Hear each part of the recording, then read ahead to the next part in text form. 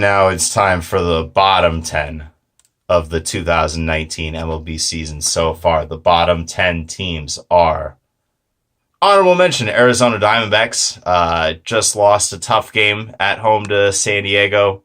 They fell to 6-7. Pitching's been very bad so far for the most part. So pretty much all over the place first couple weeks for them.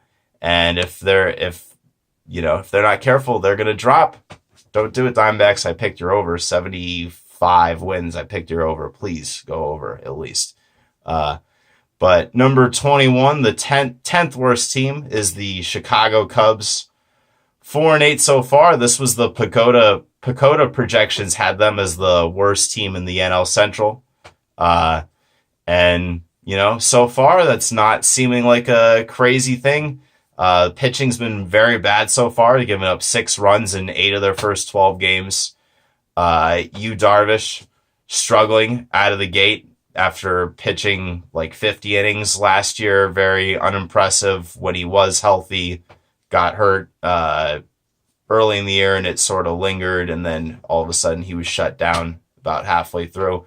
And things are off to a rough start for him, and already starting to wonder if that 6-year, $120 million contract is going to go down as an all-time bad one. It's been tough sledding for him so far. Kyle Hendricks not pitching well. Bullpen has struggled, and John Lester just went on the DL. So not time to panic yet, but definitely a little concerned about this team overall. In their same division, trailing them, the 9th worst team, number 22, is the Cincinnati Reds. +7 run differential, though, despite that 4-8 record. Luis Castillo pitching pretty well out of the gate. Eugenio Suarez looking like he wasn't a fluke last year. So, there's some good signs to take away. On the other hand, you could also say that they are 1-8 against teams not named the Miami Marlins, who they just cleaned house against with a nice sweep to get them to looking semi-respectable. But yeah, it's a lot of competition in the NL Central. This team was hoping to make some sort of a push, and it seems like early on, it seems like maybe they're just going to drown in the shallow end of the pool, just like the last few years. And then number 8, the 8th worst team, the number 23 team overall, is the Toronto Blue Jays. Looked like they were going to jump slightly on this list. They had a pretty tough loss in Fenway earlier. Blew a couple leads, blew a lead in the 9th inning. Red Sox got a walk-off hit from Rafael Devers.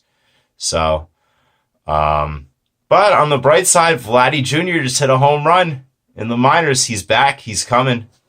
He'll be there soon, Toronto. That's all you got. So other than Freddie Galvis.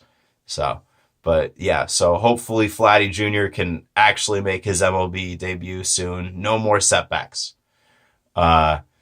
And then the number 7 team, number 24 overall. This was my lock for under before the year at 74.5 wins. The San Francisco Giants, 5-9 to start the year, and just can't hit.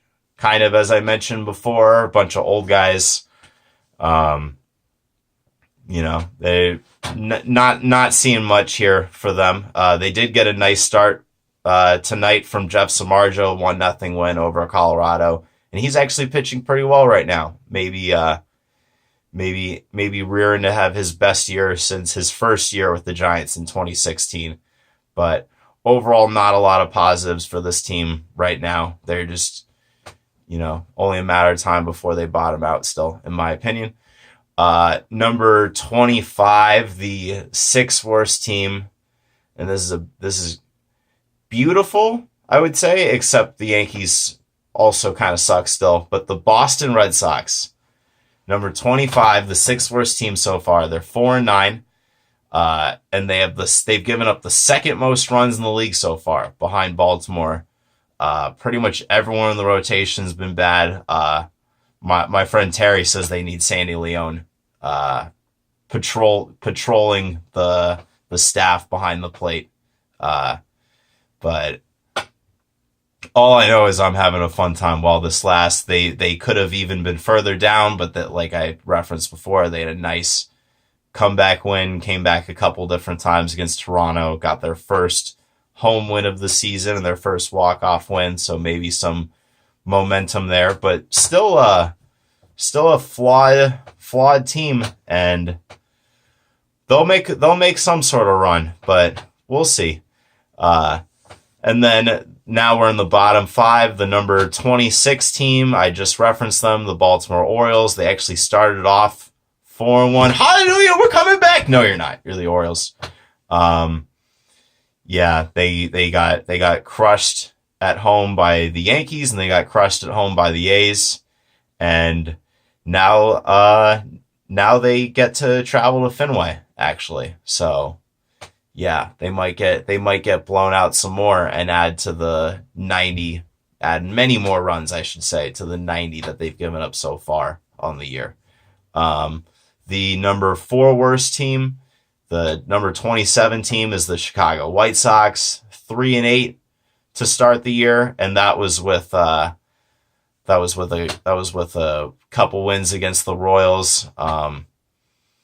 Not a lot of bright spots so far, although Yoan Moncada possibly breaking out offensively. 319 batting average so far, 8 extra base hits. Yeah, this team's really, really bad, and the Yankees are about to play them. So hopefully they stay at 3 wins through the weekend. The number 28 team, 3rd worst.